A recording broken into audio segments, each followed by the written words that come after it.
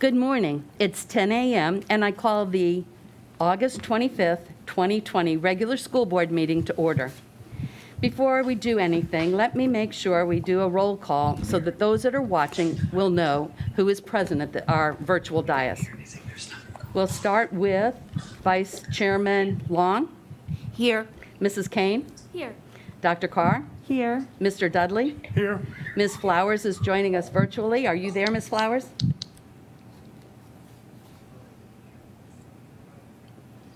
Her microphone is on. Ms. Flowers? Okay, we'll come back to her. Dr. Grego? Here. Dr. Corbett?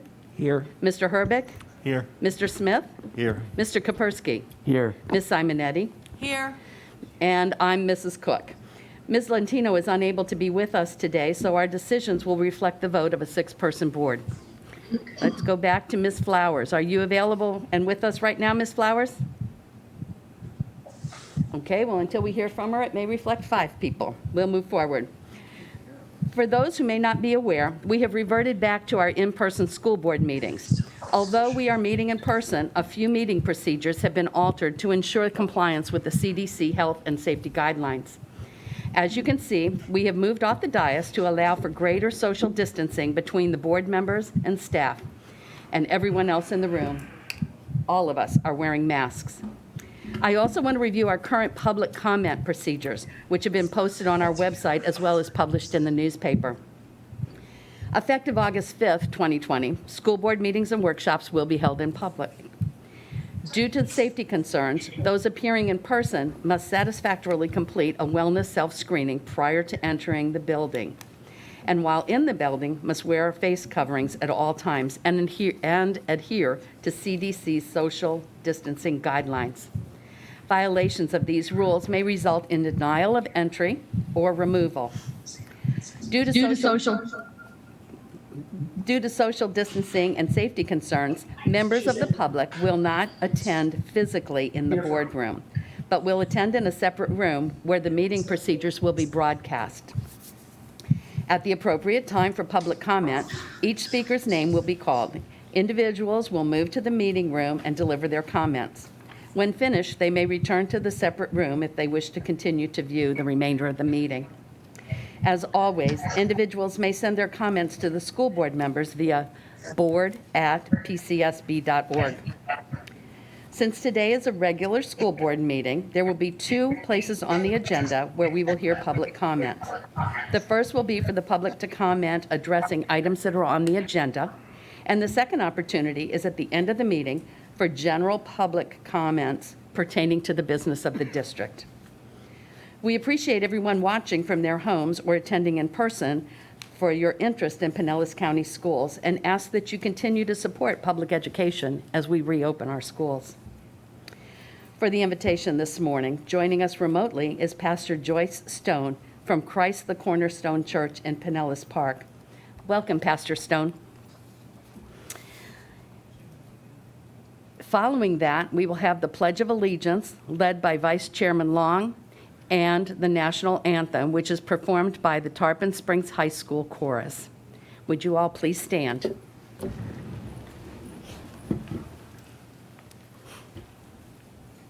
Good morning, Pastor Stone. We're just having her unmute, Mrs. Cook. I apologize. Not a problem. She is. There she goes. I will do the invocation now. Yes, you go. There you go. Good morning. Good morning. Thank you. Bless you. Let us pray. Most loving God, we ask your blessing upon this meeting. We ask your blessing upon the school year, God. We just ask you to send your love, your compassion, your protection, your safety upon all the children, the teachers, the principals, all the staff, anyone, God, who is helping with educating our children, God. We just ask you to just send your love upon everyone, God, this day. Give them strength and power. Give them all they need, God, so that each of us can go through this coming year with the challenges we're facing, with you by our side to help us, guide us, direct us. We ask for your wisdom and we ask for your compassion to fall upon us all. In your name we pray, amen. I pledge allegiance to the flag of the United States of America and to the republic for which it stands, one nation, under God, indivisible, with liberty and justice for all.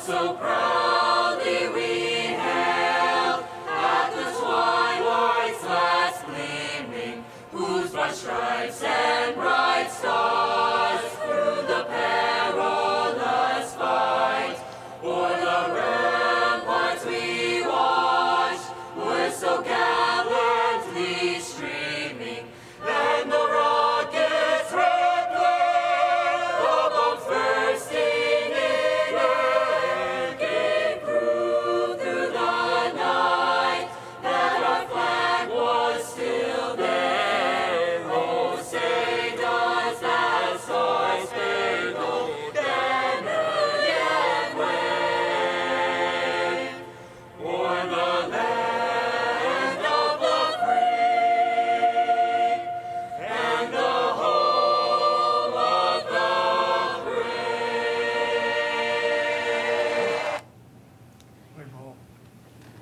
Good.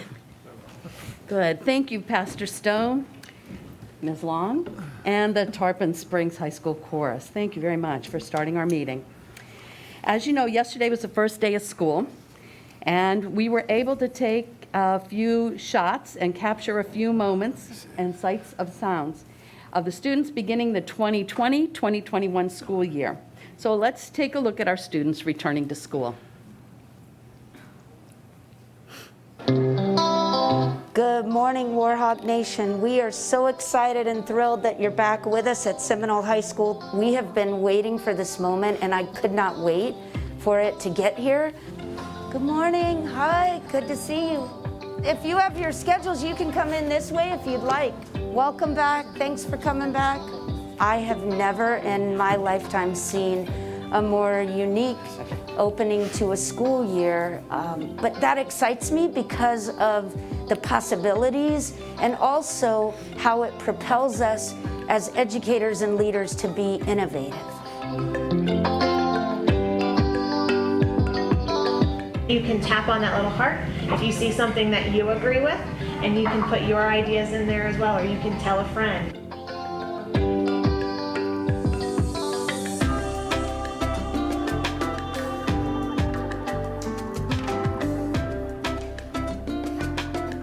Knowing that there are so many people who are taking everything very seriously and putting things into place to ensure our safety has made me very confident in coming back.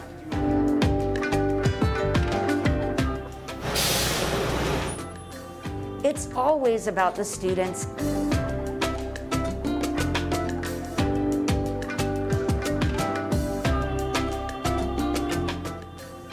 D as in dog 9. You got it? It motivates us forward and to create new experiences, whatever the circumstances around us are. It's just been an amazing morning seeing their faces and their face masks and their eyes. Man, I missed everybody. Yay! Welcome back. Hi.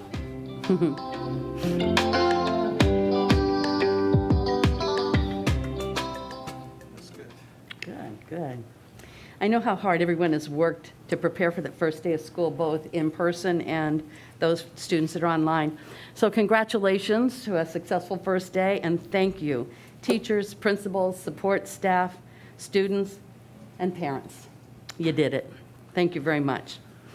Dr. Greco, are there any amendments to today's agenda? Yes, Madam Chair and school board members, there are 3 amendments to the agenda. The first is item 4.1, which is a presentation of the distinction of master board to this Pinellas County School Board, and so I'm very proud to have that added to the agenda. And the other are 2 administrative appointments. One is a personnel recommendation 7.6 to transfer Heidi Backover-Goldstein from Oakhurst Elementary School to Lakeview Fundamental School, and the second one, 7.30 is to administrative appointment to the assistant principal at Oakhurst Elementary School, and recommendation is for Chelsea Gamble to be effective August 26th. That concludes the amendments to the agenda, Madam Chair. Good, thank you. And I find good cause to amend the agenda as described by Dr. Grego. Ms. Flowers, I've heard that we had issues on our end. Are you there at this point? Yes, I was here earlier too. Yes, I know. checked in with. Yep. I checked in with Beth. Yeah. No, what I heard was the issue was on our end, so I just wanted to make sure you were still able to comment if you needed to. So, board members, are there any items to be pulled from the consent agenda? No? All right, and I would like to add one item under new business, and we'll discuss it when we get to that point, about the district waiver for the attendance for exam exemptions. All right, so is there a motion to adopt the agenda as amended? I motion. So Okay. moved. Okay, we have a motion from Ms. Long and a second by Ms. Flowers to adopt the agenda as amended. Because not all of us are physically in the same room, we will do a roll call vote throughout the meeting. So, all in favor, we'll say aye. Ms. Long? Aye. Mrs. Kane? Aye. Dr. Carr?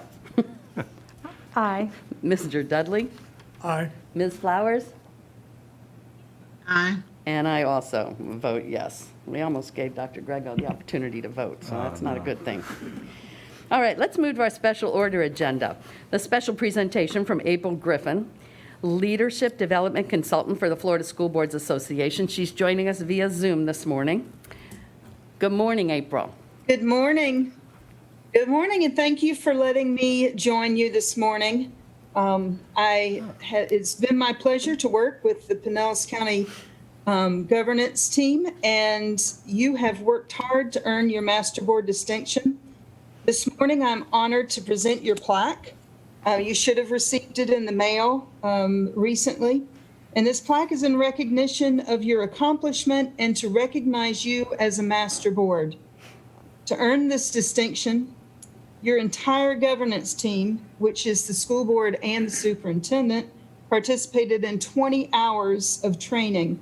And you know that this is no small feat when you consider all of the schedules that needed to coordinate to make this happen. It shows your dedication to strengthen your ability to work effectively, efficiently, and collectively as a governance team. Maintaining focus on student achievement and factors contributing to the success of schools is vital to your students and your district's success. I congratulate you. I think this is a great way to start the new school year. And before I finish, I'd also like to congratulate Ms. Flowers and Ms. Long on your recent elections past Tuesday, and also on the great first day I just got to see the video of. So congratulations. You have a lot to celebrate. Wonderful. Thank you, April. And here is our recognition. The plaque, it did come in the mail.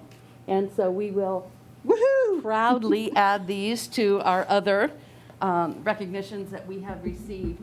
It's important, I think, for the community to know, as well as district staff, that this is our professional development that we as a board and the superintendent join together to complete. So I appreciate April and or Mrs. Griffin and everything that you have done to help us as we're working through all of this. So thank you for joining us, and thank you for all your help during this time. Surely. Thank you. You're very welcome. Thank you. And you're welcome to stay for the rest of our meeting if you would like.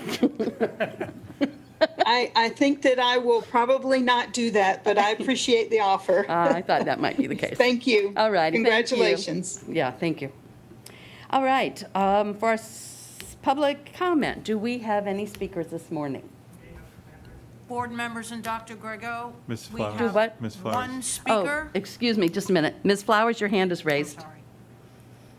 Yes, I just wanted to thank April. I'm not sure if she's gone yet. I just wanted to She's thank still her there. for providing us with such a wonderful training for the days that she was here with us. She made it very interesting, exciting, engaging. I enjoyed the activities that she had us do with one another because we got a chance to learn a little bit more about each other. So I just wanted to let her know that I really appreciated the time that she took to be with us. I really took to heart all of the activities, the trainings, the exercises that we did. I think that made us all a better leader. I think she's still on. Very good, and she is still on. So she heard what you said. Okay. All right, and she's waving goodbye. All righty, thank you. And now, Ms. Simonetti. Yes, good morning, board members and Dr. Grego. We have one speaker this morning for specific agenda items. I have Erin Alzewski, and she will speak to 7.12. All right.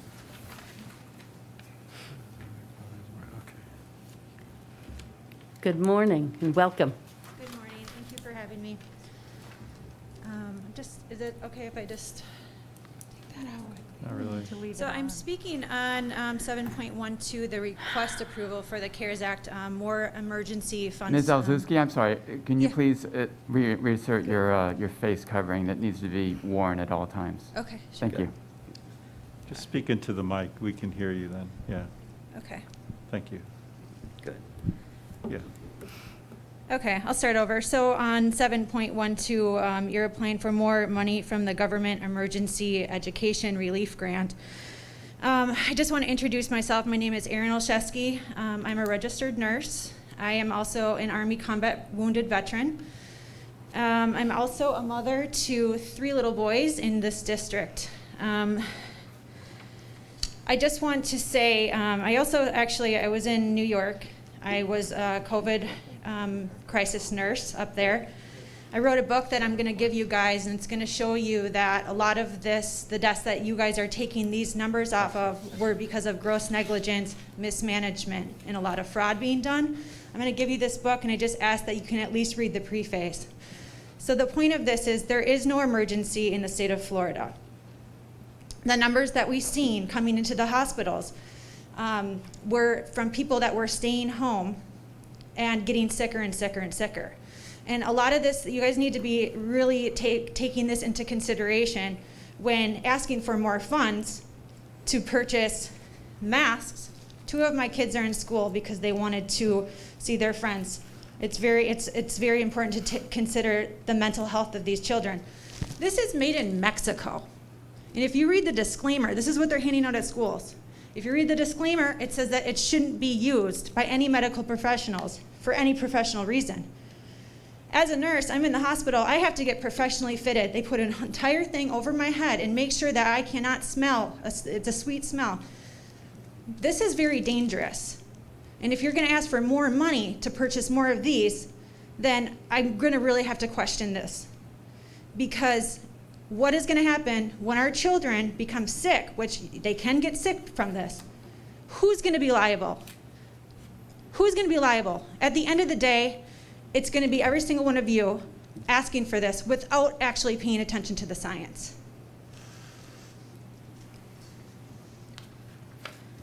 My son came home from school yesterday and he said, "Mom, this is really hard to breathe." He's like, "I don't think I can do this." Is it easy for you guys to breathe? I assure you not. You have it off your nose right now, sir. It's difficult. And you're going to force these kids to do this. You're asking for emergency funds. You know what you need to be doing? You need to have an extra curriculum on how they can take care of their health. You need to have additional, information for these children on how they can eat right. The school lunches are awful. That's what you guys should be focusing on. Sugar. I mean, there's the beginning of, for breakfast, they're serving them brownies and donuts. That's what we need to be focusing on, you guys. Please read this book. Just please at least read the preface. It has a lot of things that happened, and I'm going to give you this mask that they're handing out for all these poor children right now. That's supposedly washable, Thank you. Thank you. You can bring that over here if you'd like. Thank you.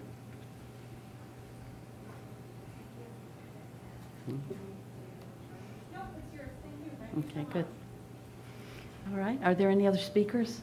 No, ma'am, no more speakers this morning. All right, we will move to, there is no unfinished business, so we will move to the consent agenda. Do we have a motion to approve the consent agenda? I move for approval. Okay. Second. All right. Mr. Dudley made a motion, and Ms. Long made a second to approve the consent agenda. All in favor, we will do the roll call vote, and we will say aye. Ms. Long? Aye. Ms. Kane? Aye. Dr. Carr? Aye. Mr. Dudley? Aye. Ms. Flowers? Aye. And Mrs. Cook also says yes, aye, and the motion passes 6-0. We'll now move to the non-consent. Request approval of agreement with the International Institute of Restorative Practices. Do we have a motion? I motion. Ms. Long? A second. And A second. Okay, we have a second from Ms. Kane. Thank you, Ms. Flowers. All righty, Dr. Grego.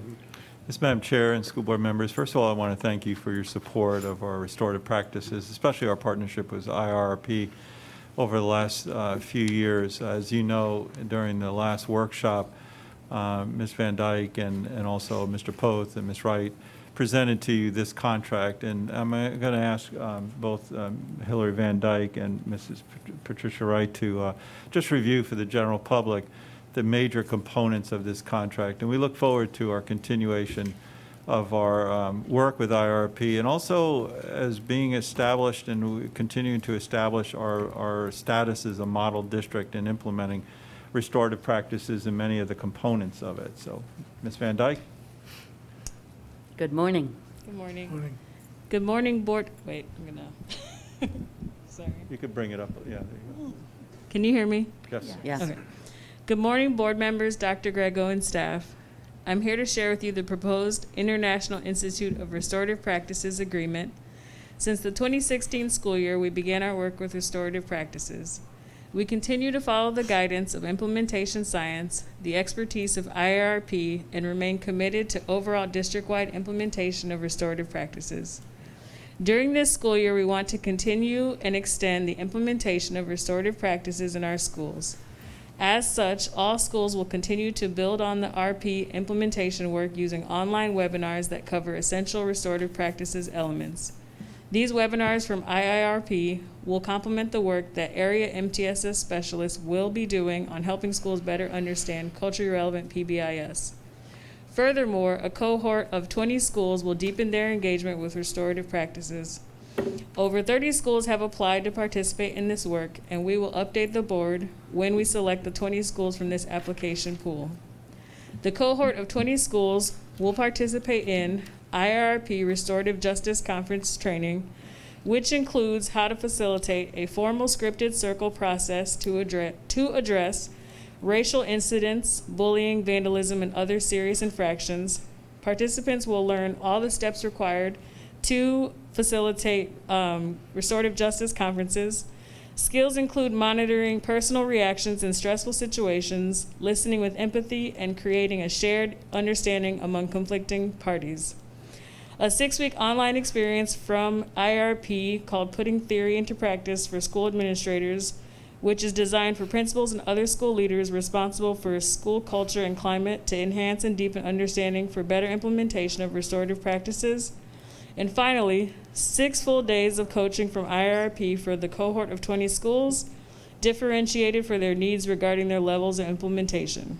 As a result of the contract, not only will the implementation process be greatly aided, the other goal is to further build the capacity of our leaders and teachers. Thank you for your consideration. Thank you. Okay, Ms. Wright, you're here just for support and answer questions? Okay, good. Thank you both for being here at our workshop so that we could go into this a little deeper and hear more about it. We appreciate the time that you took. Are there any comments? Mrs. Flowers?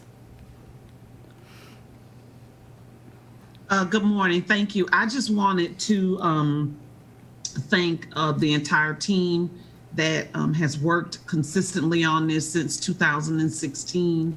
I know we had a presentation at our workshop, but just for the viewing public, this, of course, has been a topic of discussion for a number of persons interested just in how we address disciplinary actions and behavior within our schools. We know that when students are in their seat learning, that they can move forward. They can move forward with their cohort and graduate on time. And that's what we all want. So I just want to thank all of the individuals from the team who worked on this consistently, all of the teachers and those who have been trained in the processes. This is close to $500,000 of investment that we're placing within our district so that we can provide the best that we can do for our students. So just again, thank you so very much. I look forward to the reports once a decision has been made about the schools and actually seeing if any circles are instituted and, you know, some of the outcomes as a result of that. I look forward to that. I really think that this is going to be just an additional layer to all of the things we're already putting in place to make sure we reach that goal of 100% student success. So thank you. Good, thank you. Ms. Long? Good morning. Thank you for doing a wonderful job. Of the 30 schools that have applied, is it a variety of the different sections of the county?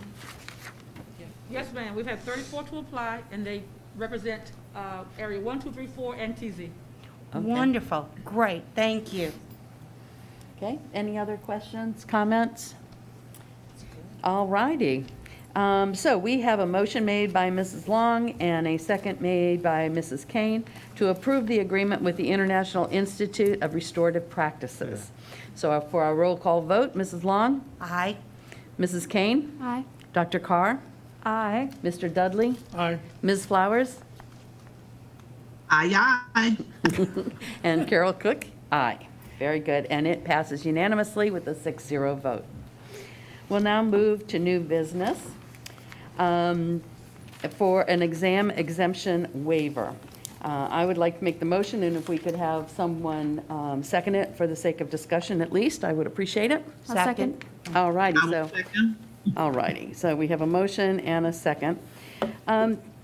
This is very unusual for someone to bring this forward, but I think we'll all agree this is a little bit different period of time. And in the spring semester, the district waived the attendance policy requirements in the exam exemption policy related to those who could and could not waive certain high school course final exams. Given the continuation of these circumstances in which we find ourselves, especially with the at-home education of so many of our students and the needs for the families to keep students home if they suspect that they're ill, I believe it would be good to continue this practice for the current semester and then reassess in the second semester. So what I'm asking is that we extend the exam exemption that we put in place in the spring. So we have a motion and a second. Now I'm opening it up for discussion. I just think it's a good motion. I think until our students are and our teachers get more comfortable with this way of learning.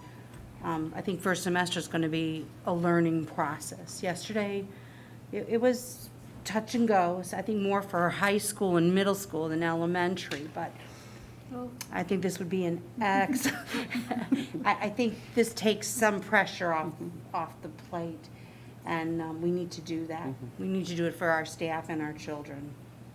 Okay. Any other discussion? Ms. Flowers? Thank you, Madam Chair. I would completely concur. I believe that for the first day, we had pretty much a smooth transition. We still have some things that we're going to work out. And I believe that taking some of the pressure off of students and families and our staff, with them having to worry about moving towards exams and preparing for that, or teaching to the test, as we say, I think this is the right move to make. It truly shows our consideration for what's going on within the district, particularly for some of the mental health, just so much stress on everybody. So I want to thank you, Madam Chair, and the leadership team for bringing this forward. And I'm glad that we're taking a vote on this early rather than having people trying to worry about what's going to be happening. So thank you. Yeah, good. Thank you. Anyone else? I appreciate this because it is time sensitive. actually, since we are starting the school year in order to move forward. So if there is no other discussion, we have a motion that the school board approve a waiver of the attendance requirements in policy 5420.03 and 5440, just as we did in the spring semester. So all in favor, say aye when we do our roll call vote. Ms. Long? Aye. Mrs. Kane? Aye. Dr. Carr? Aye. Mr. Dudley? Aye. Ms. Flowers? Aye. And Mrs. Cook also says yes. It also passes unanimously with a 6-0 vote. So we'll move to items introduced by the superintendent.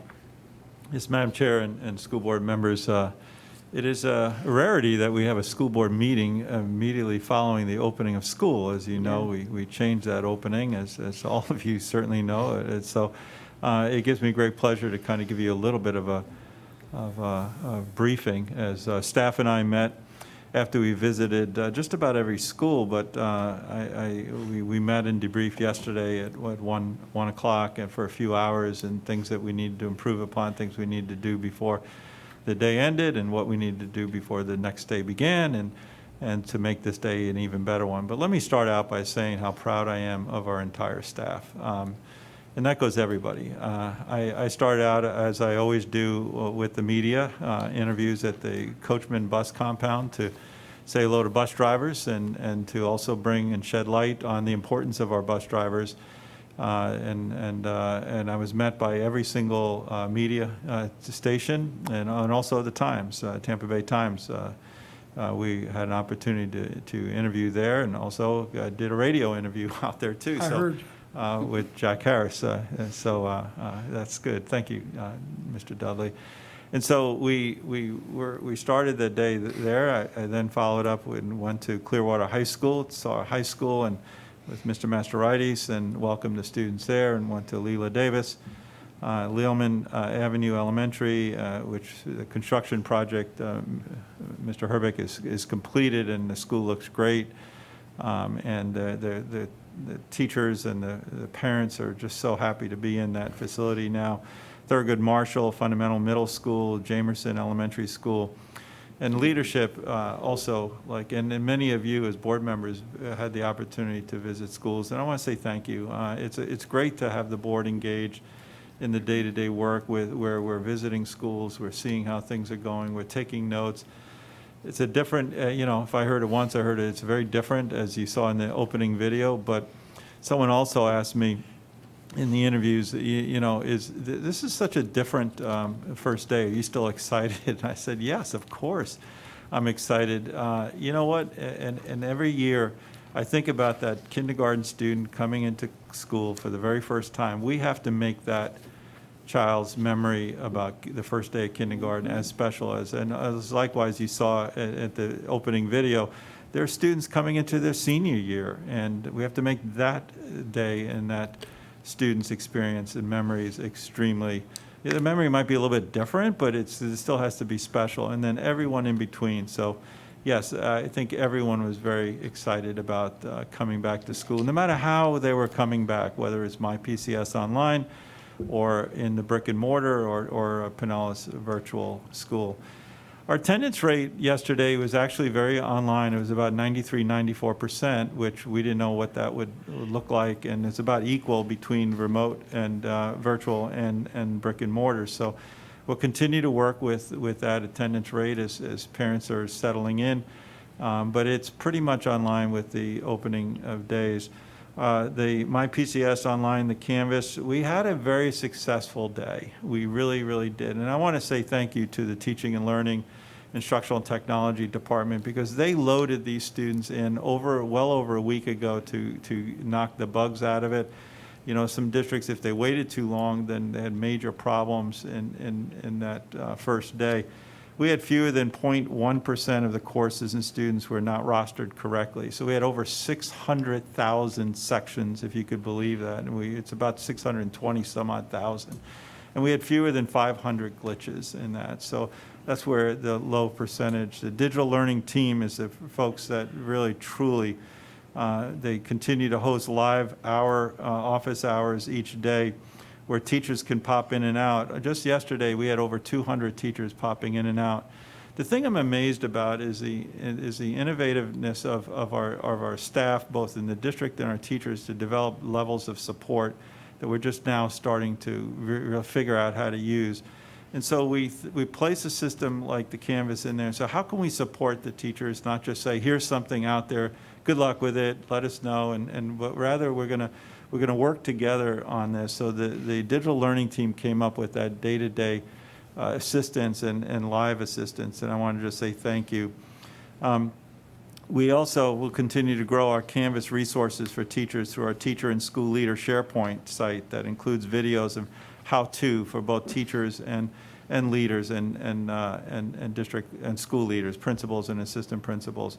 We also are finding that the support for parents is critical in our MyPCS Online. The www.pcsb.org/MyPCS Online has all of the tutorials and assistance for parents at that level that they could use so that they can understand what MyPCS Online truly is about. And then I want to say thank you. We also put a Microsoft Teams in conjunction with Canvas and put live lessons out there. So if they needed model lessons, they needed lessons for the first day, first week, first month, we could certainly do that. The change is I went and visited schools between the online learning. Some of our teachers are teaching simultaneous, especially at the secondary level because of the nature of the singleton courses. I know Mr. Hendrick has worked exceedingly hard with his whole entire team. I want to ask him to just take a few moments to describe the successes there. And this is an area that we're going to have to continue to be patient with and understanding, as I always say, understanding and compassionate, and not expect on the first day to make up 5 months of learning in one day, but rather let's walk in baby steps. But I have total faith in not only our teachers, but our district staff. Mr. Hendrick? Yes, Dr. Grego, thank you, and good morning, board members. That will be the greatest challenge for our teachers, are the simultaneous classes. And we tried as best we could to get all the professional development, help walk them through, talk to teachers all week long to try to get them set up, and then also supported administrators last week, because if you don't set it up properly, then students and families are going to be at home and not able to log in. So that was our biggest challenge last week, was make sure that we have these classes set up so you can at least log in. And then from there, right, it's the teaching part of it. How do I teach students online and face-to-face at the same time? So we were able to visit some teachers' classrooms remotely yesterday and just check in and support them. Our principals and assistant principals were doing that as well. And I have to say that our teachers are amazing. Our teachers stepped up. They looked at the way that they had to set these things up. And yes, there are little tweaks that they can make to get the meetings set up the way that they want them, as Dr. Grego alluded to, those Teams meetings and how you can let students in the lobby in a certain way, and then you can control how you can mute students. But I think each of us has been involved in at least one, probably dozens, of Zoom or Teams meetings in the last 3 or 4 months where somebody hasn't muted themselves and everybody else's experience is ruined, right? And so the teacher has to stop and mute them and go back and mute. And oftentimes, it's not the intention of the student. They're clicking a button or they're hitting the space bar and it's unmuting them right away. So it takes a few days and minutes and even a week or so to get that organized. But our teachers are doing it. Our secondary teachers, some of them with 6 classes straight doing this process. And again, I personally checked in on some teachers yesterday who invited me in, and it was amazing to see what they were doing on the first day, not just going over processes, but actually teaching content and asking students to respond and talking to students at home, talking to students in front of them. Doesn't mean that there aren't challenges with that. There certainly are.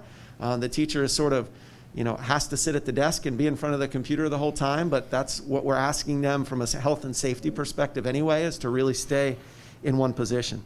So we'll continue to support teachers on that process. And as Dr. Grego mentioned, the Teaching and Learning Division has produced a lot of master teacher lessons to plug in curriculum so that teachers have that curriculum available to them so they can help to manage the online environment and not just have to also create the curriculum while they're trying to manage that environment. As he also mentioned, a lot of parents, whether it's calling the district office, the tech helpline, the help desk, or emailing in or doing Let's Talks, we were able to walk through just some different anomalies. As Dr. Grego mentioned, 600,000 things went right, literally, in linking students to classes, and about 500 weren't linked properly. And if you're that one student out of the 500, it means a lot to you. So we want to take the time to walk through. Sometimes it was password issues. Sometimes they had a previous login to Canvas because they took a virtual class. And sometimes those things don't always sync correctly. So we worked through lots of those yesterday. We're doing more today, and we look forward to supporting parents. So for our teachers, we want to say thank you, as they did day one of simultaneous. And for our parents and students, thank you also for logging in, the 95% or so that got on yesterday to Canvas who are rostered. And also, we thank you for your patience, and our team is here to support you. So reach out to your school, reach out to the district office, and we'll walk you through any of those things that you need to get you supported. Yeah. Mr. Hendrick, while you're there, I'm going to change the order of some of my notes, but I am very impressed, and this board knows that we're working on the curriculum task force to take a look at equity. And Mr. Hendrick took it upon himself, and I know Dr. Carr is also a part of this committee, and I want to give him the opportunity to speak about it, because it is something that he's working very diligently to and with as a response to this community and a partnership with this community.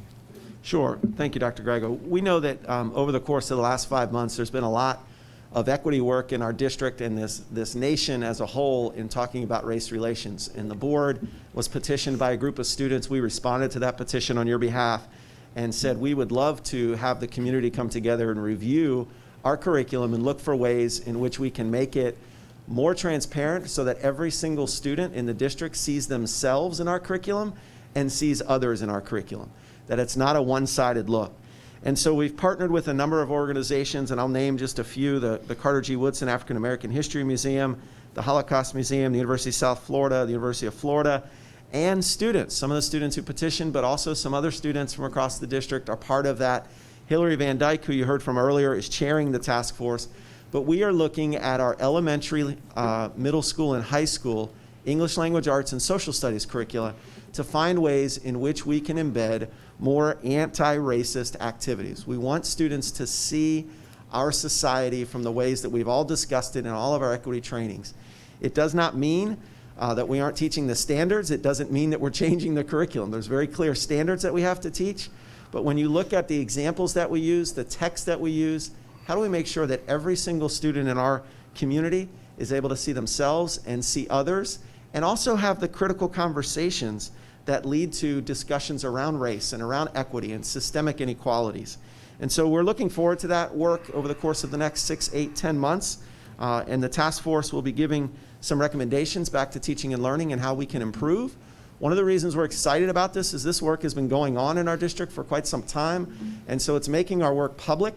And when you do that, you invite criticism, and that's okay. We're open to that. That's the purpose of this process. We're not embarrassed or ashamed of any of the curriculum that we use, but it can always be better, and we welcome that input. So we've invited a lot of community groups to participate. Many showed up the first night. Those that weren't able, we invite them to come and join us as well. Lots of teachers, of course, in the process as well, and the board is represented there as well. Dr. Grego. Yeah, thank you. Thank you, Mr. Hendrick. As far as the Pinnell's virtual, we have a heavy, the whole state has a heavy load on this. I'm here to report that I talked to Mandy Perry yesterday and also this morning. I've contacted the Department of Education. You know, we use Florida Virtual, and they were to build their widen their bandwidth and do this. But there is, I'm just being honest with you, we are having a slow go of it, and so are other districts. So we're in the mix of it. Will probably be viewed as it's us, but I did contact the Department of Education, and I think I was getting a call as we were sitting here too from Tallahassee. So we'll try to work through that. I think statewide there's a much larger demand on Florida Virtual than obviously in past years. So, but it's going well. All students are assigned. Ms. Perry is working very hard to ensure that there's a connection on that first day. So is our student assignment office. We are, I'm going to say this a little editorial, but I think we're getting more requests to come back into the brick and mortar schools. We were starting to see that yesterday. I think there's a lot of folks that said, you know, can we pull this off? And when we did, we're getting some of those requests. Now, I am still going to treat this as a safety issue, and we're not just making these schedule changes. We're going to see where we can and we can't. We're not just going to use this as a convenience. We said that from the very beginning. And we're not going to sacrifice the safety of our classrooms. I'll give you an example. Yesterday I was in some classrooms that had 9 or 10 students in them, and versus the online. And so, 1 or 2 more, the teacher and principal would be fine with, but we are seeing that. And, ultimately, someday down the road, that transition is going to take place. I just didn't imagine it to take place in the first day of school. So we're going to hold fast to where we're at, and we're going to lead with the safety aspect of it. No buses had more than 44 students on it yesterday. Half of them had 1 student per seat, which I believe, Mr. Herbick, is how many seats on the bus? It's 11 rows, 22 seats. Okay, 22 seats. So half of them had 1 student on a seat, plus the other half had no more than 44. So you're thinking that that average is 2 students a seat. Buses were on time. We had 1 substitute bus driver that got lost. Let's lead with compassion, and so that happens if you're driving in this area too. Absolutely. But everything else was really remarkably on time. Part of that was because of the fewer stops that drivers had to make, and they're sanitizing their buses in between runs. So that seems to be working. So each and every step that we've had, we did it for the very first time yesterday for real. It wasn't just talking about it or planning it, but we actually did it. Food service, to be honest with you, is that it was a little bit light in terms of the pickup, but I even observed as I was in some of the elementary schools, kids were just focused on going into their classroom. And so that will change, and the students will ease up as people get used to the second and third day and stop for their breakfast or stop for a snack. We worked over the weekend to expedite to some of the Dell purchases that this board worked on, and so we're looking at a purchase, quite a healthy wave of about 11,000 laptops coming in September 4th. We will ensure that all schools have their needed technology at their school sites, also that every other student has the technology that they need. So. Thank you to Dell and the work of Tom Lechner and the Instructional Technology Department. I want to also mention that that parents, we're going to continue to reinforce that the emergency contact numbers that we have in school this year more than ever. We not only need 1, but we need a backup if we can't get in touch with you. Principals are going to be asking you. It's not meant to pester anybody. We just need emergency contact plus a backup in terms of if we can't get one, we'll get the other. And you could fill those online is pcsb.org/contact information for more information on that. But that is so important this year. On a good note, I want to we have an amazing supervisor of the performing arts, Ms. Jeannie Reynolds, and she was recently recognized and she received the Trailblazer Award from the Florida Alliance of Arts Education. Mary Palmer, the Legacy Trailblazer Award is given to individuals who have elevated arts education as their core mission. As you know, Jeannie does an exceptional job in our district. We're truly blessed to have her work in Pinellas County, and especially for the music and performing arts. So congratulations. Also, our COVID team is, yesterday was their first day of full operation. I talked to Dr. Cho this morning. It seems like he and I are phone buddies every morning and at the end of the day and the beginning of the day, but that's okay. He's assembled a very sizable team of 20-plus individuals to work with us, dedicating their services distinctly to our school district, and our COVID team is also working. Ms. Dean Daw, our district COVID administrator, and Sarah O'Toole, our managing officer of health services, is leading our team, and he's got folks there. So yesterday was kind of the first day. We're going to debrief today and see what went right, what the process is, what could we improve upon, what are the timings, who's the contact individuals, and so forth. But I want to say both thanks to Ms. Dean and also to Sarah for their dedicated work. I did give this board a briefing last week. We did go out to 2 schools with the medical doctors advisory groups. I gave you a detailed briefing on that. I'm not going to go through the whole thing, but just for the general public, to know that we went to a high school, which we took a look at the gym, we took a look at cafeterias. We also went to an open pod school, Pinellas Central, but also to represent that. Took the most open arrangement in that school with the doctors and epidemiologists that were visited with us, and we concluded what those protocols will be.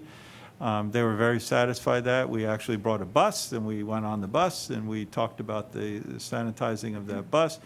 It's been years since any of them have been on a school bus, but they certainly don't remember the same buses that are there. And they were very impressed with what we're doing. The doctors repeatedly talked to us about how impressed they were about our district and how we have followed for the last, we've been together for 5 months now, 6 months, since March. And not just once a month. I mean, and if not by in person, we've been talking to them via Microsoft Teams, and if not, by texting and by sharing information. I've grown to truly appreciate this group, and I think this relationship is what sets this district apart from many others. And this last visit, I know that Sean and Beth put together they actually interviewed these folks. I haven't seen this, but I'd like to share with you, if you would allow me, Mrs. Cook. I know this is a little bit of a different report out because we just had to listen to them about what we've done. Are we ready for that, or? Okay. Thank you, Sean. This was specifically written to address the students and parents. Dr. Grego has put together a team of medical professionals, and also including public health, to really advise on what is the safest and most efficient way to open the schools. I want to make sure that the environment of the school represents safety. And so that we can, as the students enter, as the teachers enter, as the staff enters the school building, that they feel safe and are able to see evidence of a lot of the changes that we've made. We've been at this for months now, and I think that the advantage that we've had is that we've been able to learn things over those months. Things that we've learned in the hospital, I've taken that knowledge and given that to the public schools. And the schools are just that outreach of the community. So it's really important, since I'm a parent as well, as part of the community, to make sure my kids, their friends, everybody is as safe as possible getting back to school. Yeah, I can't say thank you enough to them. And they'll continue on to work with us. I mean, our work is not done. In fact, it's just, in many ways, just beginning. I was on the phone with Dr. Cho, I was communicating with Dr. Messina this morning, and so forth, in terms of the progress and decisions that we made. So I believe we're certainly in good hands. I sent to you, and I've laid at your desk area, the coronavirus symptomatic decision tree that was given out to the school districts at the end of last week.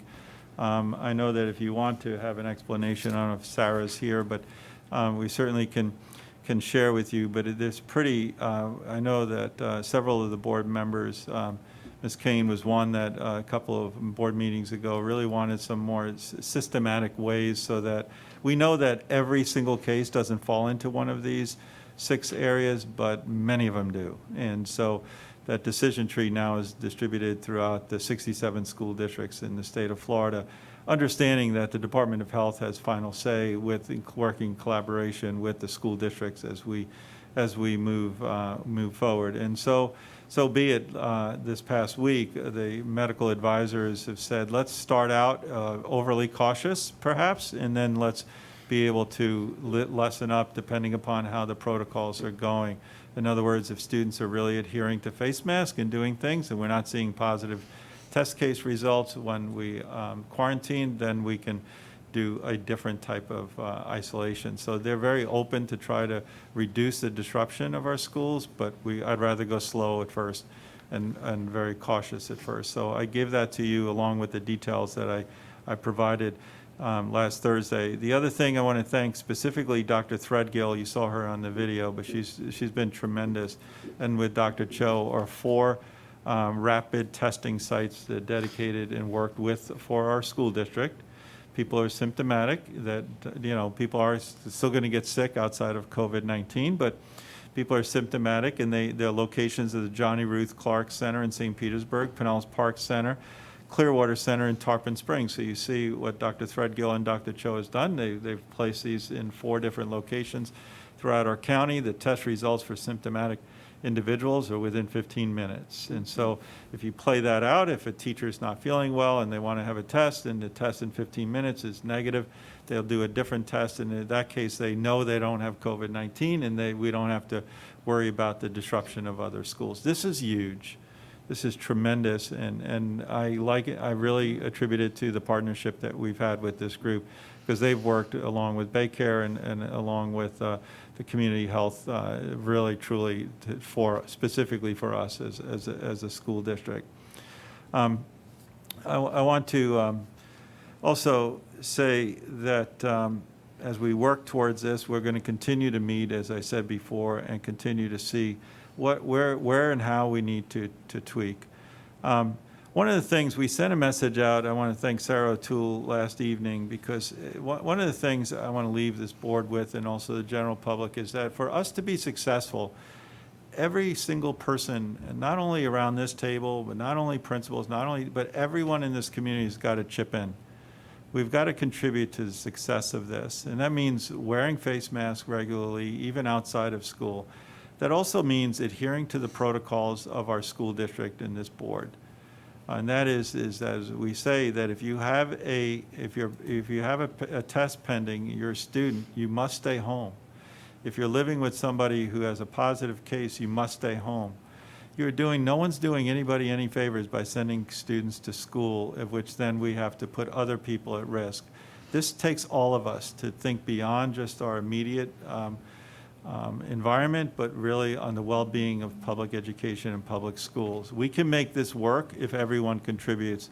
So Sarah O'Toole went ahead and sent a message out to every family who's sending students to brick and mortar, given those 2, what I consider sometimes low-hanging fruit. Those are easy. Those are easy. If you have a test pending and you're symptomatic, you must stay home. And that's what we're all affirming. That's employees, that's students, that's everybody. And we're doing that affirmation every single morning, so do it seriously. And if we all do that, we're going to have much fewer disruptions, and we're going to have a more unified school year. We'll continue to work with the Department of Health. We'll continue to work with Ms. O'Toole and her department.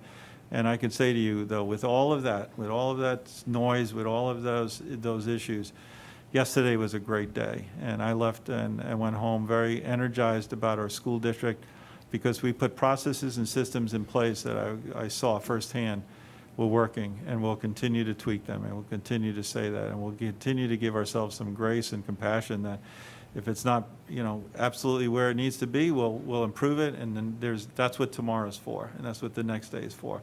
So we got 1 down, and we got 179 to go, and we will make it, and we'll make it a great school year. Our kids are depending on us to make 2021 not an excuse here, but a great year for them, and they deserve it. So thank you, Mrs. Cook.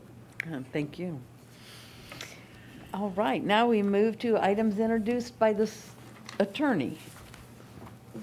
Thank you, Madam Chair. Other than continuing to update the board, as I have been doing regarding litigation updates, I have no report right now. Thank you. Good, thank you. And now we'll move to items introduced by school board members. Ms. Long?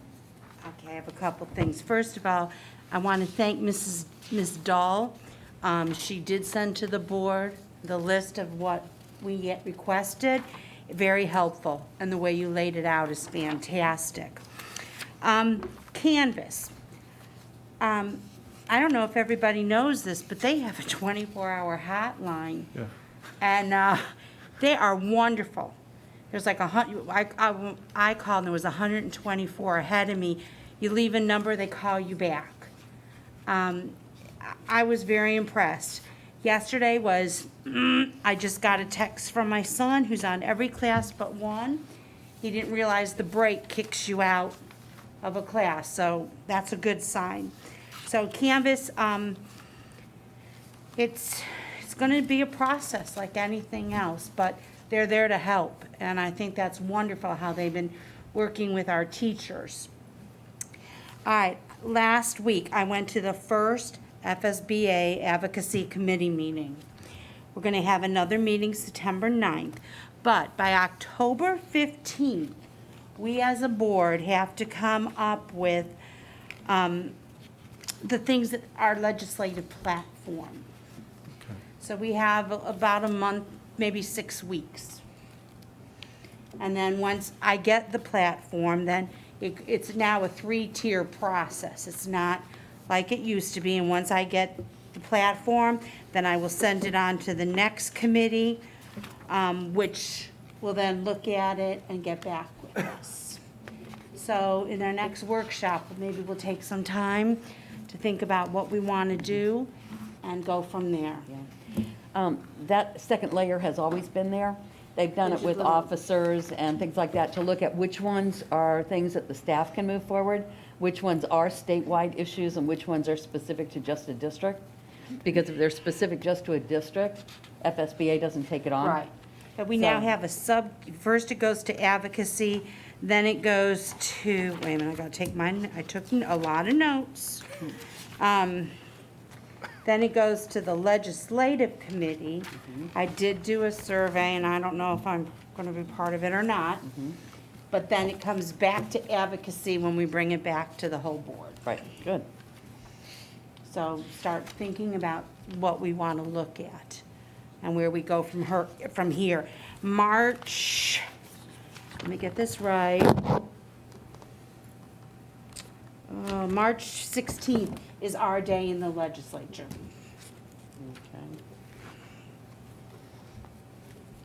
Madam Chair, would you want this, I think you have a workshop on September 15th.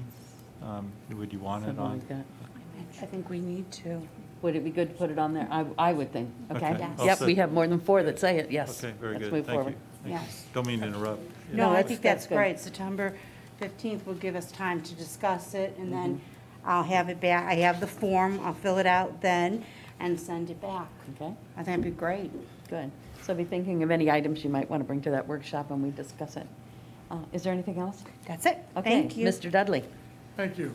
Madam Chair, I just want to say that the opening of school yesterday, I went to 4 different sites, and it was rather interesting. I wanted to see just kind of the lay of the land, how everything was going, and I started out at Vikingville, of course, and I thought it was interesting. It's the second year in a row I've been there for the first day of school, and somehow I got pressed into service.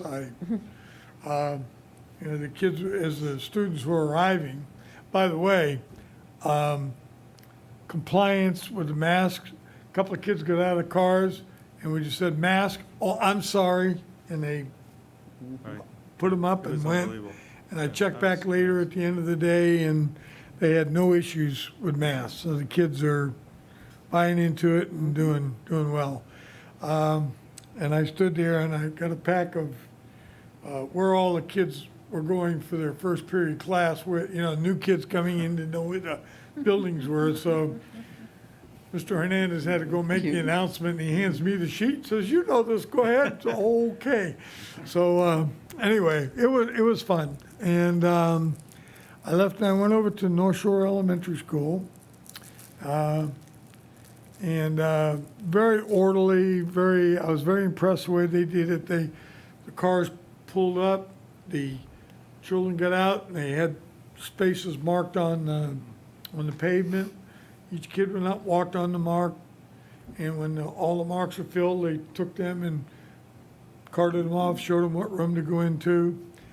I went by Medellin, but unfortunately I was late getting there, and so they'd already gone in. So I went down to Lakewood Elementary School, and I have to tell you, folks, I'm very, very impressed. That school was immaculate, clean. The kids were, principal, she did a wonderful job, took me around, and in the classrooms, social distancing.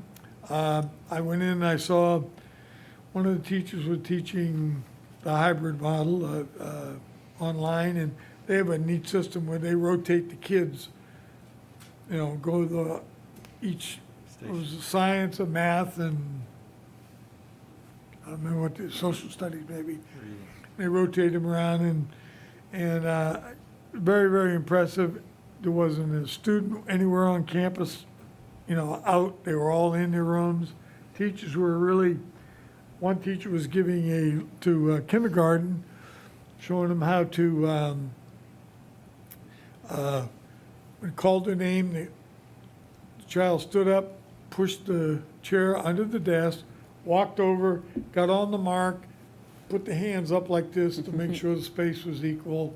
And then she asked them, why do we do this? And what did they, and I was very, very, I was very impressed with the level. Anyway, so the other thing when I got home last night, I got a few phone calls and about a couple of issues, and one of them had to do with the idea of the nutrition at mid-morning and so forth, and particularly, well, all kids in general, but we really emphasize a lot on kids being able to drink a lot of water and so forth during the day, and so I brought that earlier today. I brought it to Dr. Grego's attention, and they're going to check that out. I'd like Clint, I did text him and see if, so I didn't blindside him. But, there's an issue with some children that are on free reduced lunch, and they may not have the money. You spend $1, but if you don't have any money, $1's a lot, or whatever. If you get, well, I'll let him explain it and about the snack and how that's going to work out. So Clint, thank you for stepping up there.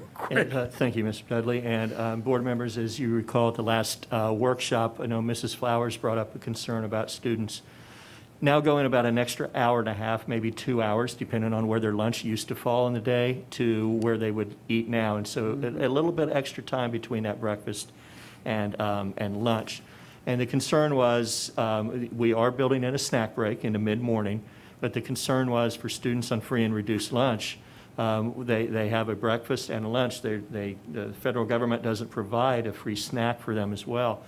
So when that concern came up at the workshop, we did have, obviously a lot of community members listening, and we had several reach out and wanted to know how they could help.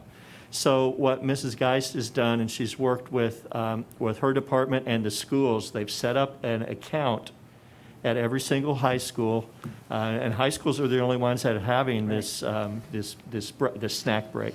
So an account has been set up at all of the high schools for community members, parents, PTAs, whoever wants to. They can donate funds to put in that account, and those funds will be used strictly to help students on free and reduced lunch be able to have access to a snack during the middle of the day. So again, it was maybe hours, and Mrs. Flowers may correct me, but I think if I remember right, it was hours after the workshop was done that we had an offer come in to say, how can I help?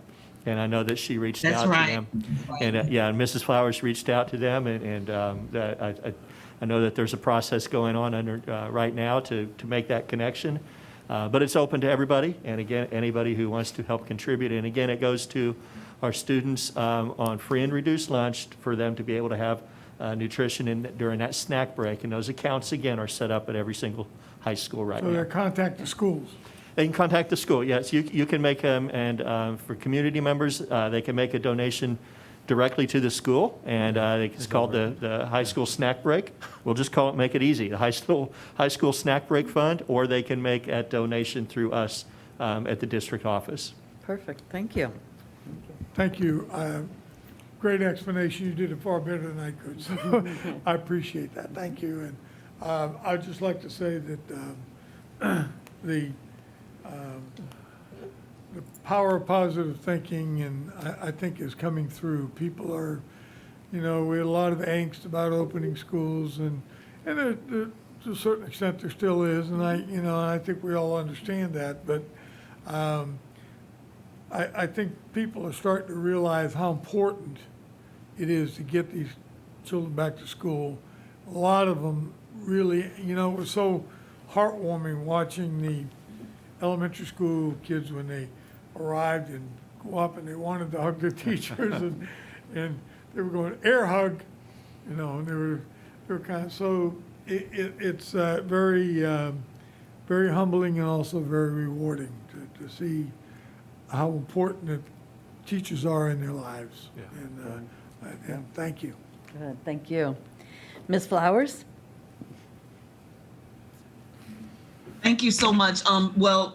They already talked about what I was going to comment on. I just wanted to thank team members from Raymond James. Like Mr. Clint Herbick said, they called immediately, contacted us immediately, and we were able to get that going. So that means a lot, you guys. I'm sure you already know that to some of the students who may live in food desert communities and may not be able to partake of some of the sustenance that we have. So I just want to thank everybody for stepping up for that. That is absolutely wonderful. Dr. Grego, thank you so much for your comments regarding parents acknowledging that if their children are ill, to please keep them home. We can't stress that enough. So thank you for your comments and your observation on that. And we'll see how it goes from here, but it's an education process that we are moving through, and I'm sure that we'll have to continuously provide that type of education, but that's wonderful. I do have a question, a comment and a question. The comment is, thank you so much to staff who provided some of those workshops for parents, training them on how to access Canvas, get on, and how to triage some of the concerns. I received a number of little texts from individuals saying, they had some concerns, but they stuck with it and they were able to figure it out. So, Dr. Grego, are we going to continue with those courses for accessibility, especially maybe for some of our, older parents? Well, they're taking on the third round of parenting, probably grandparents and things like that. Will we continue that for those that may need some little extra love? Yes, thank you very much. That's a great suggestion, but we obviously will continue it. In fact, we're also talking with Dr. Brim and others about perhaps retired educators in the various communities to take on a group of families that could help them with that learning space at home. So if they're having trouble or they're needing to navigate a little bit differently, so we're looking at many different other avenues beside the ones that we implemented, but we're not stopping any of them, Ms. Flowers. Okay, great. And then I just have a question. If individuals received their laptops when we first had to close down in April, and they received a laptop from school A, but maybe they're now attending school B, do they need to, and they're going brick and mortar, where should they return that laptop? To the school where they currently are at for brick and mortar, or should they take it back to the school that they signed it out of? Yeah, Mrs. Flowers, this is Bill Corbett. For the time being, we're asking that student to keep the laptop, and when we're ready to collect them, we will have them bring them to their current school. Okay, because yesterday I got a phone call.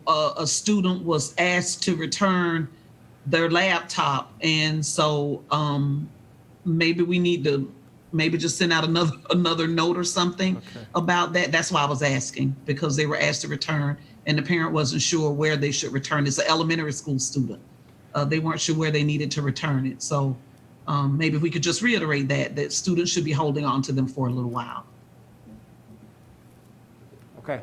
Yes. Thank you. Yeah, thank you. Thank you. Yep, good, thank you. Mrs. Kane? Thank you so much. I just want to truly thank the staff and all of the members who've worked so hard on this reopening plan to make sure that we took into account the many, many variables that were taken into account over the summer and implemented yesterday.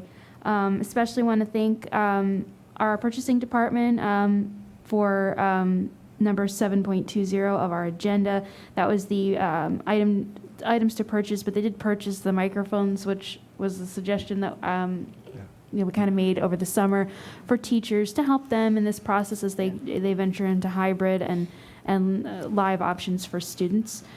my heart goes out to all the teachers. I just want to thank them. It's a difficult task to do this hybrid teaching, and also to all the parent teachers, because we all know, those of us with elementary students that have ventured into the hybrid model, that the parent really is the secondary teacher in this scenario, to work through the technology issues and to spend the day being kind of the co-teacher to the teacher in the classroom. And so my heart goes out to them as well, and thank you. Please try to stay patient and positive, because as we all mentioned, this is a work in progress. The hybrid option, it's going to have bumps, and it's going to be a challenge. And in the long run, it will turn out. So my heart goes out to the parents. I know that many of them, the first day was maybe a little bit rocky, especially when you have younger children trying to access all of this technology from home, potentially internet failures and all the variables that can arise. But even for older children, it doesn't really matter the age. The technology is wonderful when it works, and it can be difficult when it doesn't. So just stay with us and stay positive and try to keep a positive attitude. I think that's so important for all of us as we venture into this, knowing how contentious the opening was for many, difficult for others, but we will get through this as a community if we stay positive and we keep working through these issues.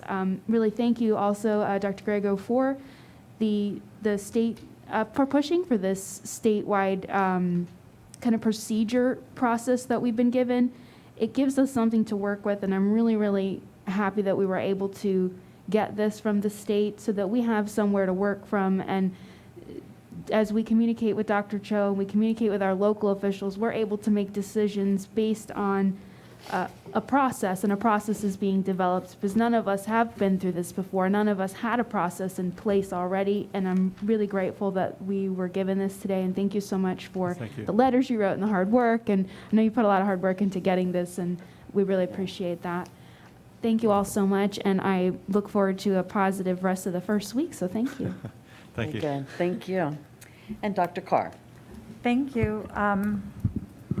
And I think I followed you. I was later at Northeast, Mr. Dudley, but, and I didn't have to do any schedules or direct kids to their room. Timing is everything. It was apparently well-timed. But I also had the opportunity to visit several other schools, and I'm really grateful for the commitment and hard work of the individuals that were involved to make this whole process work. I think we were asked to do an incredibly difficult job under nearly impossible circumstances. And the individuals who are out there today at schools, I just thank them, and I'm grateful for them, both the teachers who are in front of the students as well as all the people working in the building. I think that our doctors have done our doctor team, and I really thank you for pulling that together early on. I think we led many other districts in that way, to be able to coordinate a group of medical experts, because we're not medical experts, and acknowledge when we need help and ask for help. And thank you, Mrs. Flowers, for bringing up the lunch. That's another excellent example of where we have community helping us fill in gaps.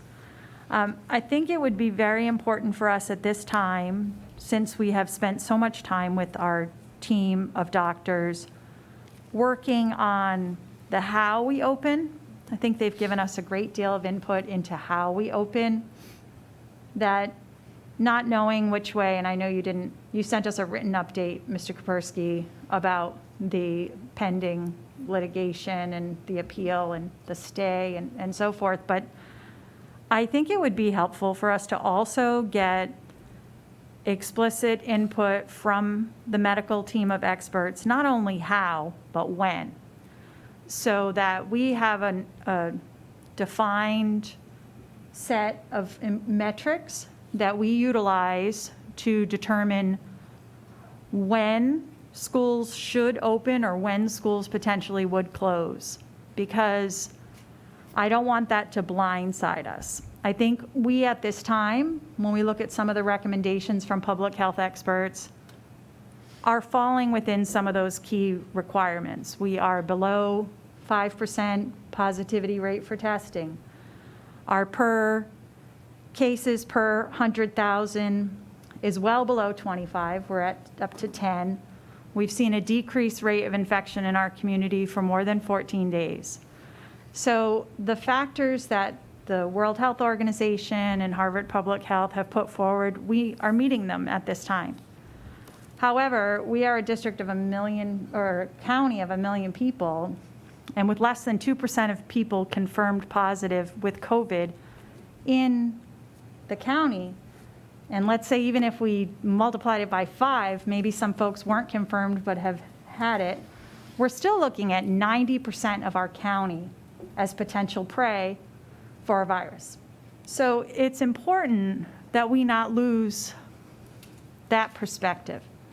And being that we have the largest number of employees in the county, we looked at returning somewhere around 60+% of our 98,000 students. That is a lot of potential, just probability of people walking in, and as we already saw, coming to school. And while we may implement numerous protocols to mitigate and even maybe sometime move to the point of suppressing this virus, we haven't, as a board, defined how and when enough community spread would determine us not to open. Initially, we made this decision to open, I believe, and I may be wrong, that based on the environment that we are currently in, along with many financial pressures.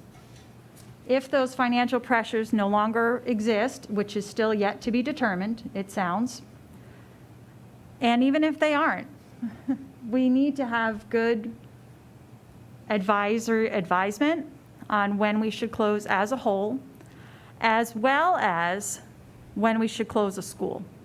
Now, we have this great symptomatic decision tree, which I think has really put us, in strong standing in making good, grounded decisions.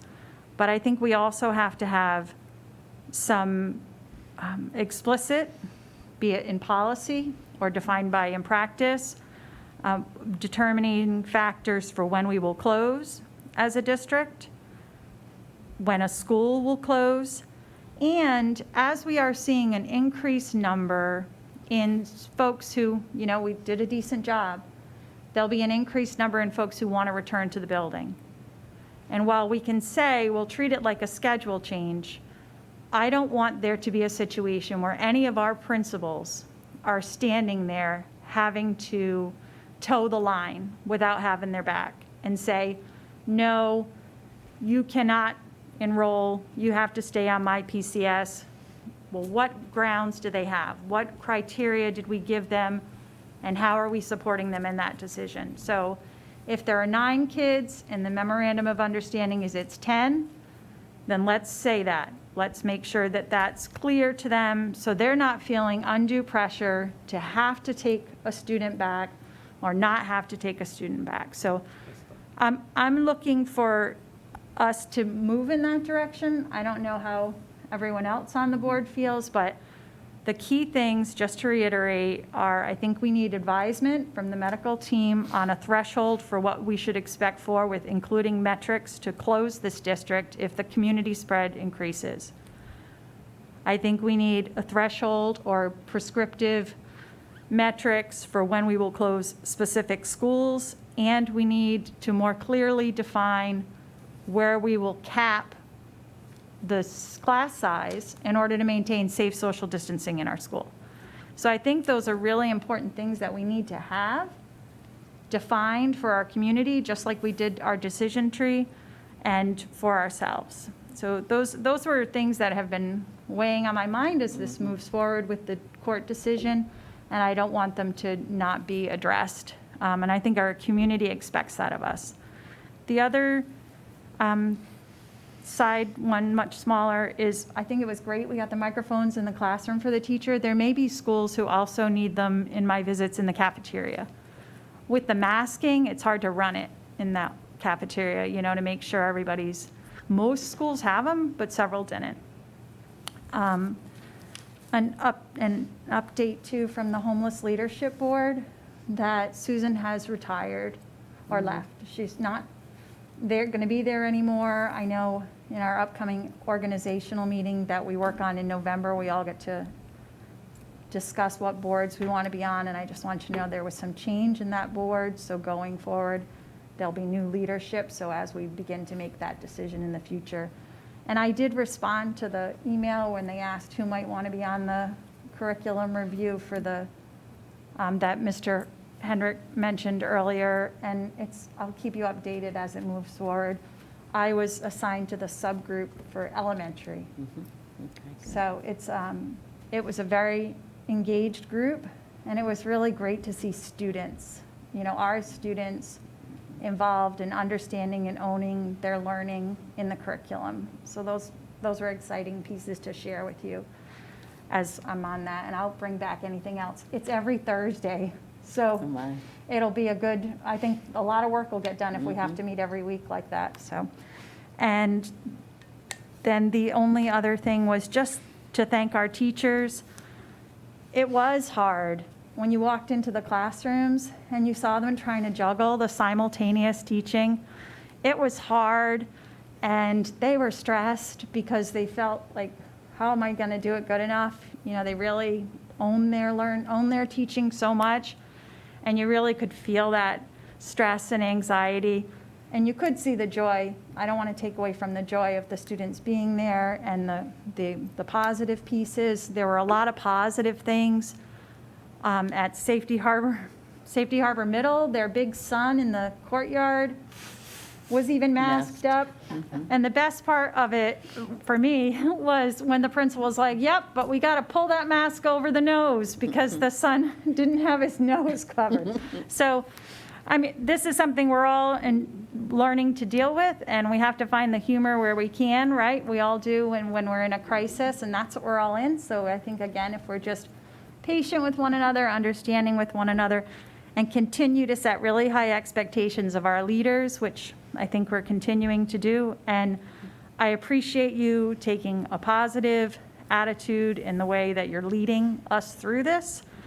It is hard, and I know I am very frequently not burdening, that's my role, asking you lots of questions and calling, and so I appreciate that.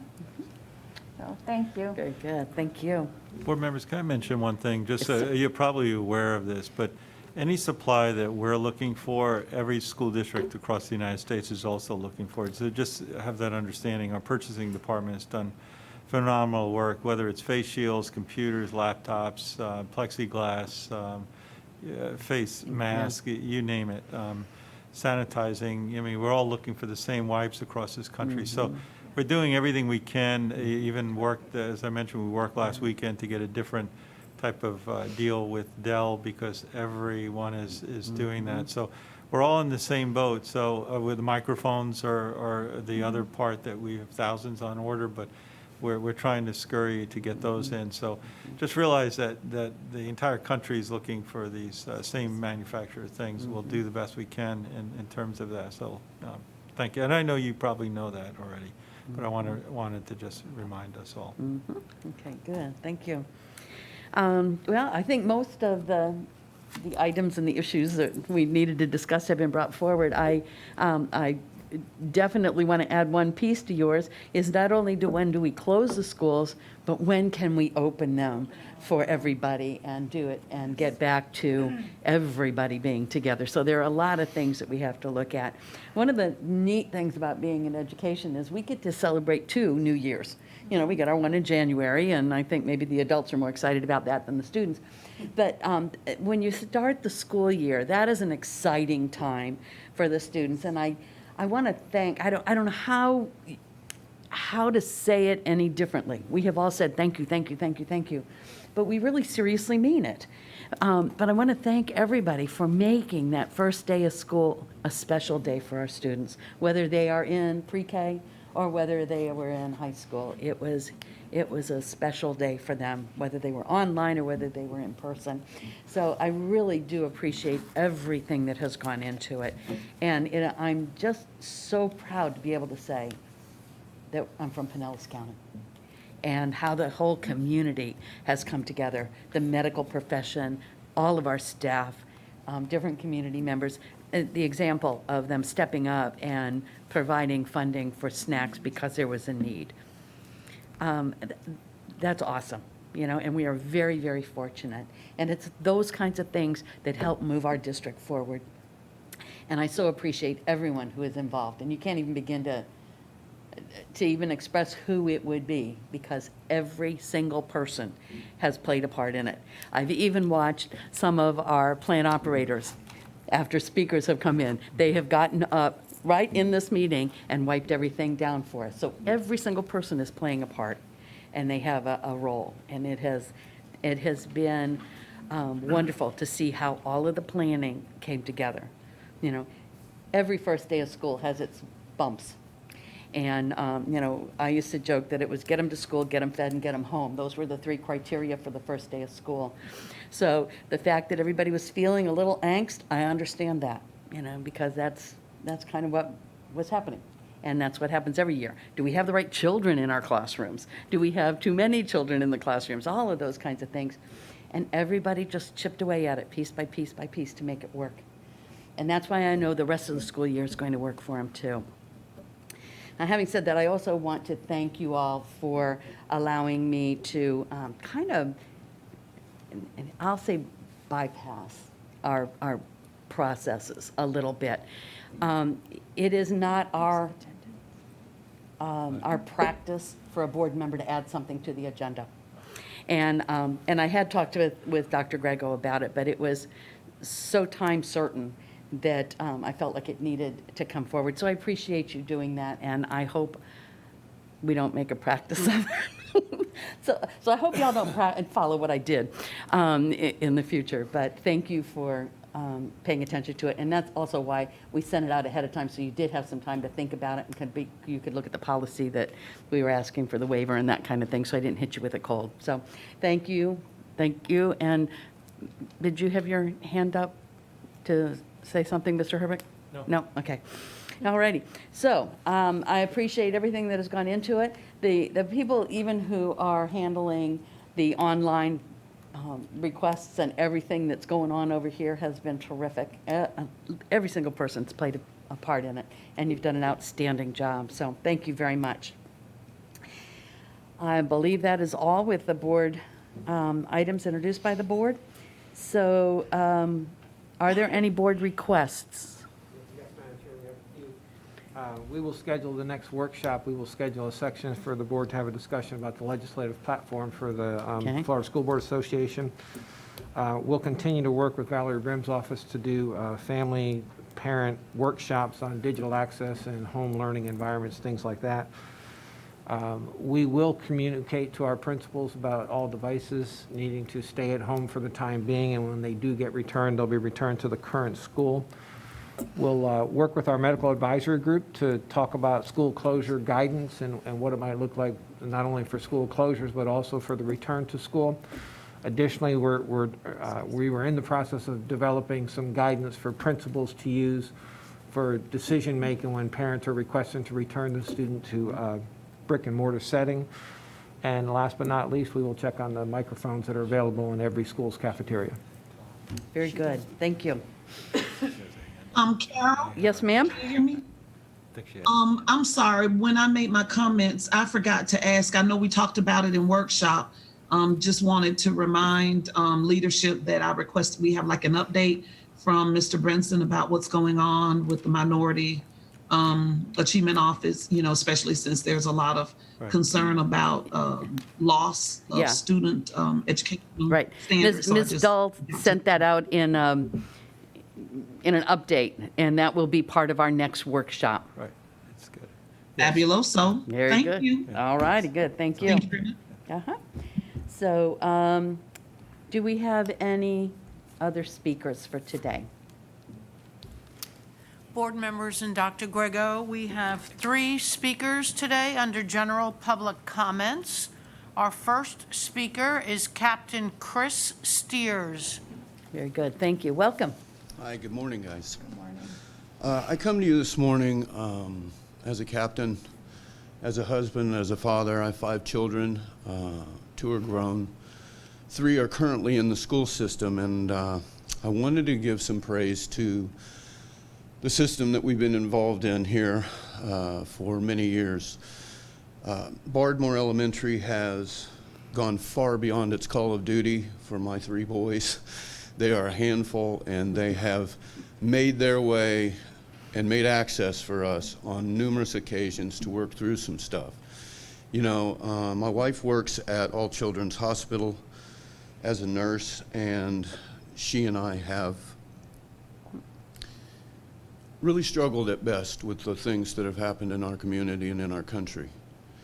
And I'm just here humbly just to say, you know, thanks for at least opening schools. Thanks for giving us an opportunity to get back to education. I will say that it's a little confusing at times for us as parents to try and navigate certain needs that our children have. A couple things that I've encountered recently as of yesterday and this morning I think would be wise to bring to the table that other parents are going to experience or are in process of experiencing.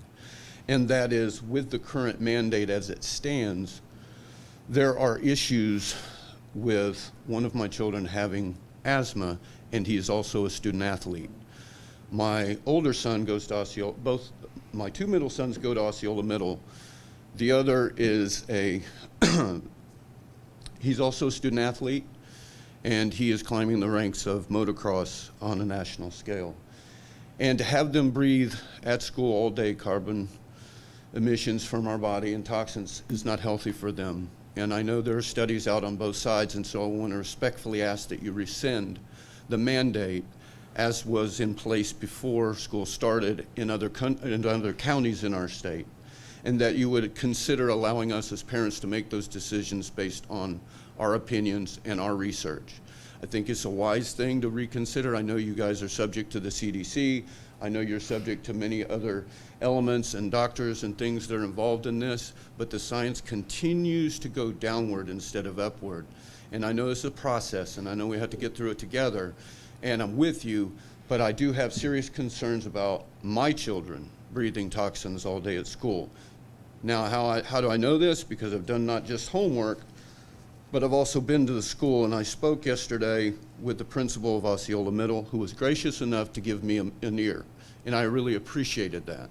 He gave me forms to fill out from the school system, according to the board and according to how procedures are in process, and these are options for face covering. If I may have one more minute. I have done this research, gone to a pediatrician this morning, and was refused a signature for a separate opportunity for a face covering.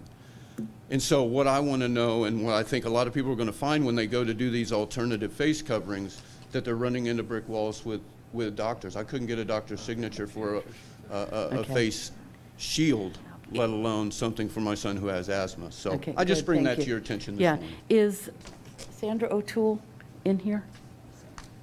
Sarah O'Toole. Did I call her Sandra? Sarah O'Toole.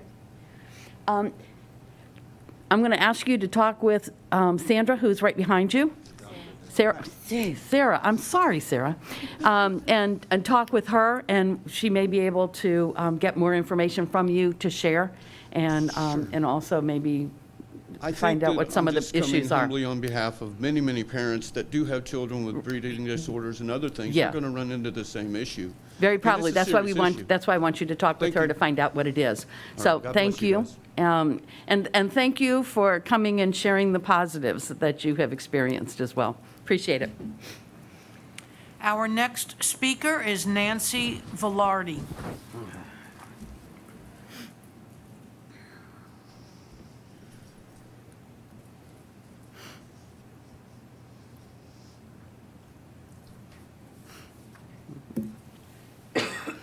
Good morning.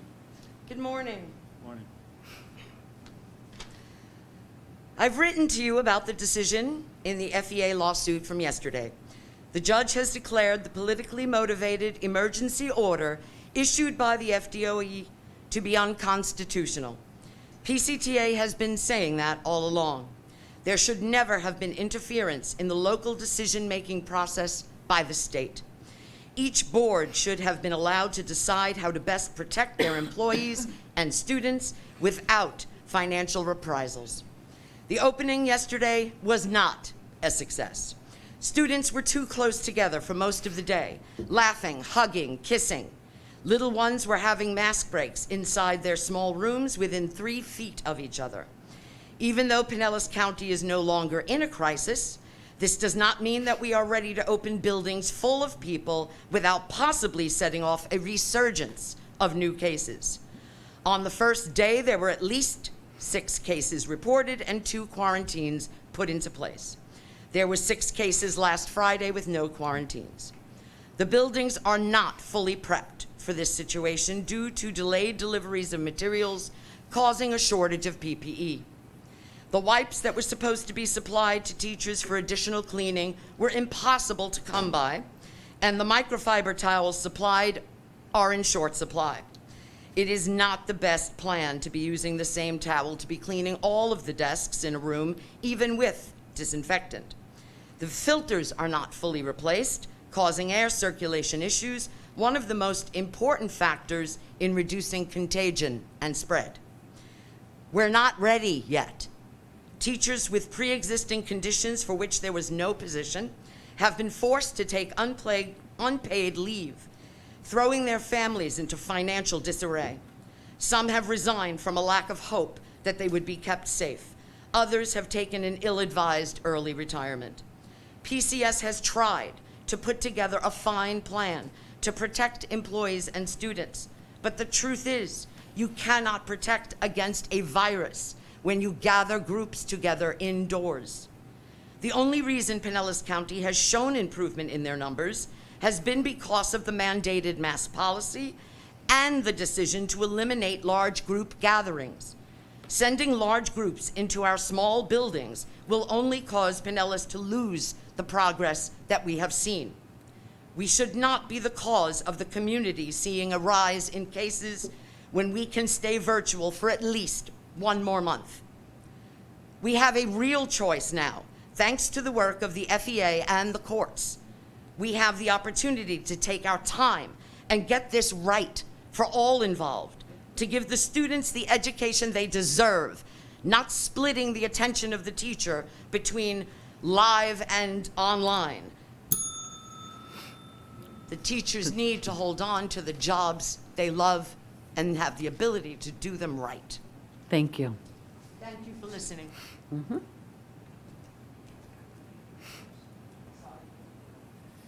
Our next speaker this morning is Dr. Christy Faust.